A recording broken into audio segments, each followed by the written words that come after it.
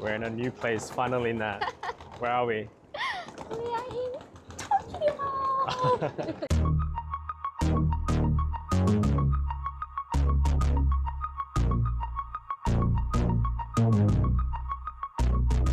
A lot of you have been asking for us to give you a little guide on how to hunt for watches and how to source, very rare special pieces. So we are both hungry. We'll make this easy. So these ladies just found out about our YouTube channel and they're all laughing at us.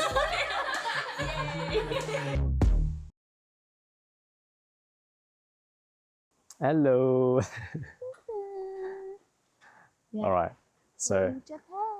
we're back in Japan. It's always good. And I want to take the time to make a little video for you guys because a lot of you have been asking us, how do we hunt for watches? And for us to give you a little bit of a guide about looking for watches in general, but more specifically in Tokyo, right? So I want to take the time to make a little video guide for you guys to sort of give you from a watch dealer, watch expert's point of view of our process and what to look for and a general overview of the Tokyo watch market. Okay, so hunting for watches in Tokyo, the first question you must ask yourself is, why are you buying a watch?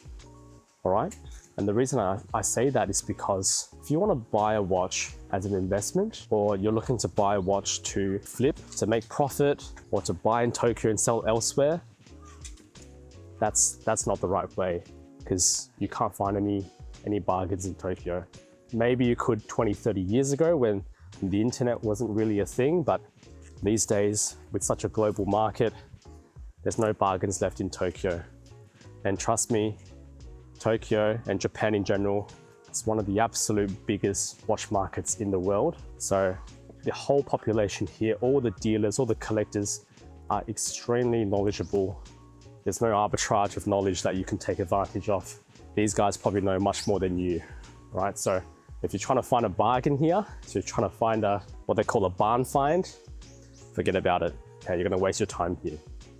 But if you're buying a watch for yourself, for your collection, for you to keep, right? You're after a holy grail, there's really no better place than in Tokyo, because the Japanese people have such devotion to quality, to honesty, to condition. There's no other market like really in Japan. Okay, so now that that's out of the way, if you guys are looking for your own holy grail, you want to do some watch shopping in Japan, now you know what to expect, okay? In Tokyo, there are two main districts for watch hunting. The first district is the one that everybody knows about. It's the most famous district. It's called Nakano. And specifically, there's this mall or this shopping district called Nakano Broadway. It's a multi-story building, probably 3 or 4 levels, where literally on every single level, there are watch shops. The main watch store there, the most famous one, it's called Jack Road. And Jack Road have maybe 3 or 4 stores in that district.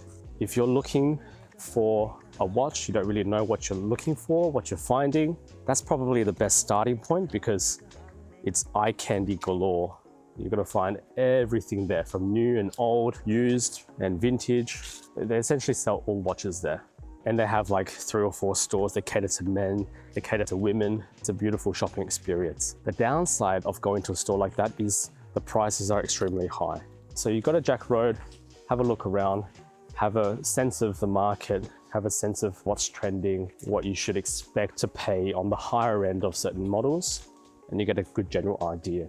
Besides that, there's also another watch shop called Watch Nien. Now these guys, they're actually one of the biggest in Japan. They have literally dozens of stores all over Kyoto, Tokyo, Osaka, everywhere, in all major cities. These guys are huge, and they have one of a flagship store in that same district in Nakano Broadway. Crazy, crazy stock. They have things for everybody. It doesn't matter if you have a budget of $500, $1,000, $10,000, $1 million. You're never gonna have enough money in a shop like that, okay? So those 2 shops are the main shops for general watch shopping, okay? If you're looking for general watches, you want a Rolex, you want a Submariner, you want an Omega Speedmaster, you want a Longines, you want a Seiko, whatever you want, there are many, many, many of those choices in these kind of shops. Now, if you guys want something more special, more vintage, more select, more unique. You're a bit of a collector. You've been doing your research, you know what you're looking for. Then you can venture into more specialty shops inside that district. One of them is called Quark. It's also a very famous shop. They mainly sell vintage Rolex. They specialize in 4 and 5 digit Rolex. There's also another shop as well with really incredible collection on display. I think the name is Best Watch. I could be wrong, but I'm pretty sure the name is Best Watch, okay?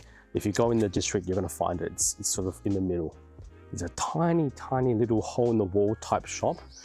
Really small, probably like 5 square meters of space, but they have amazing collections on display and some of the rarest 4-digit, 5-digit Rolex that you'll ever find in the entire world are on display there. Now again, they're not cheap, okay? Nothing in Japan is cheap. When you're looking for a watch, a grail watch, a vintage watch, you shouldn't even be looking for a watch that's cheap. Okay, it's not about if a watch is cheap or not. It's about quality, it's about condition, it's about collectability, it's about honesty.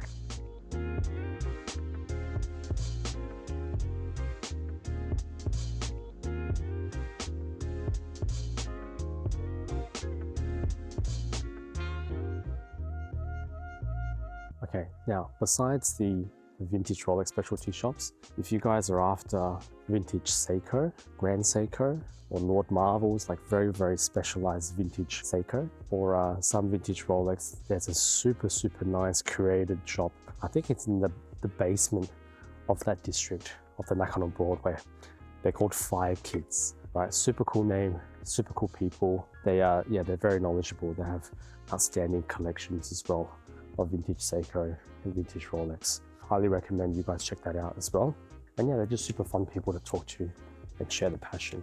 All right, so that's pretty much Nakano Broadway. There's a lot of shopping, but the good thing about Nakano Broadway is everything is centered around that one specific area.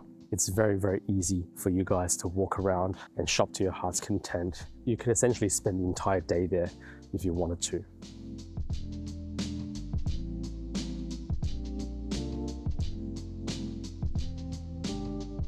The second district that we recommend you check out is in a little sort of surrounding suburb called Umeda, quite close to the Ginza station. It's an entire district. They are also known for having very specialized used vintage and new watches all in a tiny little area. Okay, so that's another little district that you guys can check out. There is a lot of walking involved if you go to Umeda, and actually there's many more watch shops in Umeda than there are essentially anywhere else. There's probably, I would say, maybe 50 watch shops all located in that one tiny little area. Some of the recommended shops there, I would recommend you check out. There's a specific one that sells vintage Seiko. Extremely nice Japanese guy that runs the shop, speaks perfect English. It's been operating in that same location for a couple of decades by now. And yeah, the first time I visited him was 10 years ago. And yeah, we just went to see him again this trip. So he's still there, he's still kicking, still selling some incredible vintage collectible, a lot of Seiko, a lot of vintage Japanese watches actually. So if you like Japanese JDM watches, vintage JDM watches, that's a fantastic place to go. And his pricing is always very fair. So you're never gonna get ripped off. And they have an in-house watchmaker as well to check that everything is running well, and they offer watch servicing as well. So yeah, if you're after vintage Japanese watches, King Seiko, Lord Marvel, Grand Seiko, whatever it may be, Citizens, that's a place that I would highly recommend you go. Besides those 2 main districts, those main districts are what I would recommend you must visit if you want to watch hunt in Tokyo. That's definitely where I would start my watch hunting journey. But besides those 2, there are thousands of watch shops and pawn shops and select shops all over Tokyo that you guys can walk into. And sometimes you might find treasure as well. There's an entire chain of pawn shops in Tokyo called, I think it's Dakokoya. I'm not sure if I'm pronouncing that right, but in Chinese it's called Daheiwu. You'll see the sign very clearly. It's like a very iconic black and black and orange sign, Dakokoya. And this is a chain of pawn shops in Tokyo, but it's not like pawn shops everywhere else, okay? These pawn shops specialize in luxury goods. So they're secondhand, pawned off goods that are all luxury goods. You'll find bags, you'll find jewelry, you'll find accessories, and of course watches, right? So each shop is its own little location. So you kind of have to just hunt around your local area where you're staying and see where these Dakokoyas are. And kind of have to just go in person to look for individual watches in these shops, and you'll never know what you'll find. And again, pricing across Japan is quite fair. It's almost like standardized pricing. Everybody knows the market in Japan. These guys are experts at what they do. So pricing wise, it's pretty much standardized across the board. You won't get too many that are crazy high, and definitely won't get any that are crazy low, okay? Now that you know where these shops are, I guess the next most important thing is to sort of know some general rules about watch etiquette and how to buy watches in Japan, okay? So first of all, most important thing, if you're a tourist, bring your passport because you're eligible for the tax-free price. You can get, in some instances, a direct 10% off. In some other instances, you can get a 10% credited back to your bank account. The second main tip that I would have is learn a little bit of Japanese, okay? Just a little, chotto, okay? A little bit of Japanese. It's gonna help you a lot. It's gonna break the sort of the ice between you and the seller. And it's always good to not have that much of a language barrier when you want something from them, okay? So it doesn't have to be crazy. Learn how to say price, how to say hello, how to say thank you, and how to say excuse me, things like that, okay? Basic Japanese. The third tip is you have to know a little bit about etiquette in Japan, okay? Japan, for whatever reason, they are extremely proud people, and it shows in many aspects of what they do. It shows in the way they collect things, the way they treat things. Everything is top condition, everything is collectible, and usually these shops are very proud to be selling the things that they're selling, okay? So just as they respect you by not scamming you and not selling things that are wrong or franken, and selling things at a generally fair price, you also have to respect them back in the sense that you can't just try on a whole bunch of watches, you know, with no intention to buy. That's not just Japan, that's sort of just general etiquette. And also, very importantly, prices in Japan, generally speaking, are firm, okay? There's no negotiations, generally speaking, in Japan. There's no bargaining. If something that they're selling is 1,000,000 yen, which is I think about 10K AUD or 6K USD, you can't offer 30% off at 700,000, okay? It just doesn't work like that.